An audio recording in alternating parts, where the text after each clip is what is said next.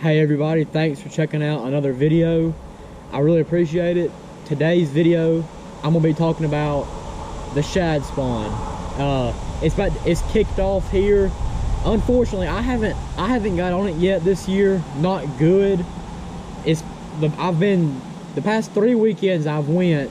It should have been going on like hardcore, but I hadn't found it. I know what's going on somewhere. I just haven't found it myself.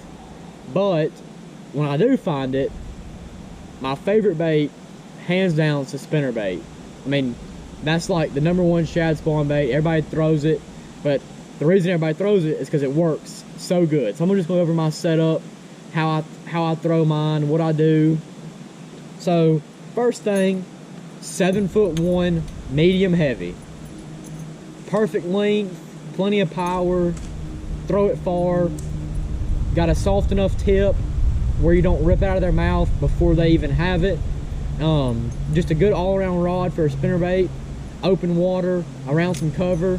So I got a 7'1" medium heavy, and then I have a 6 to 3 to 1 gear ratio reel. You could probably use a 7 to 1. I just like the 6 to 3. That way, when those shad are jumping everywhere and the fish are blowing up, I'm not sitting there just reeling it so fast it's blowing it past them. So I use that 6 to 3 to kind of, I'll fish it fast, but it's keeping me slow a little bit, if you know what I'm saying. Like I'm using the low gear ratio of the reel to slow myself down, because I'll get all jacked up, ready to go. So I'll use that reel to slow me down. Then I just use 15-pound fluorocarbon, 15 to 17. That's all you need. I mean, unless you're on a shad spawn that's around some lily pads or hydrilla, maybe you could go a little bit bigger, but for the most part I'm just keeping it at 15. So the spinnerbait itself is a 3/8 ounce War Eagle spinnerbait. It's got a gold head, gold arms, white and chartreuse skirt. I've got one gold willow leaf and a silver willow leaf. The gold one's the biggest, and then the silver is the smallest blade. And then I put a 2/0 trailer hook. I normally don't throw a trailer hook on a spinnerbait. I like to throw like a grub or a split tail trailer, but on the shad spawn, I think they're more keyed in on those blades kicking than they are the trailer. So I'll put on a trailer hook just in case I get a short strike or a fish slaps at it. You might hook an extra fish or two throughout the day that can make a difference.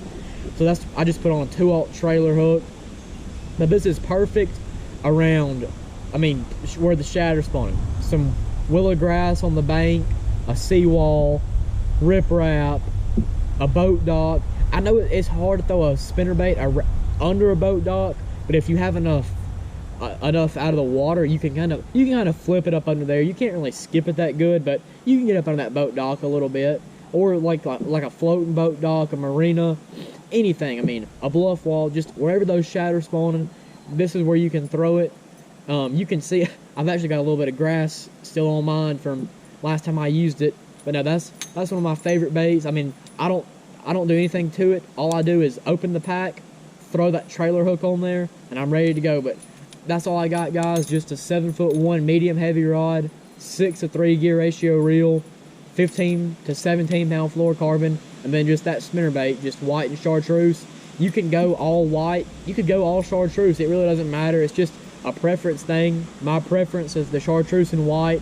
I've just got the most confidence on it, and I've caught the most fish on it myself. So somebody that's caught more fish on a white one with silver blades, that's what they're going to use. But I don't think it really matters, because when they're on the shad spawn and they're feeding on those fish, it doesn't matter what you throw. I don't think. I mean, you could go out there and throw a white sink. I mean, anything. I mean, throw a wacky worm in there. They don't care. They just, when they're on those shad, they're eating whatever's in front of them. But I appreciate everybody checking out this video. Me and Austin went to Gunnersville today to practice for the Bremen Marine this coming Saturday. This video should post on Sunday. We just got home. So I don't want to give too much away. I mean, I don't think anybody's going to watch this video and then go fish my spots and win the tournament. But I don't want to bring any more fishing company to the spots than there already will be. I mean, Gunnersville gets hammered, so y'all just have to wait till next Saturday. I'm gonna post the Gunnersville practice video will be up on Saturday, and then the tournament video will be up on the following Tuesday. So not too bad, but once again, I appreciate y'all watching. I'm closing on 300 subscribers, so if you haven't already, make sure you subscribe. I really appreciate it, and y'all stay tuned for the next one. I'll see y'all.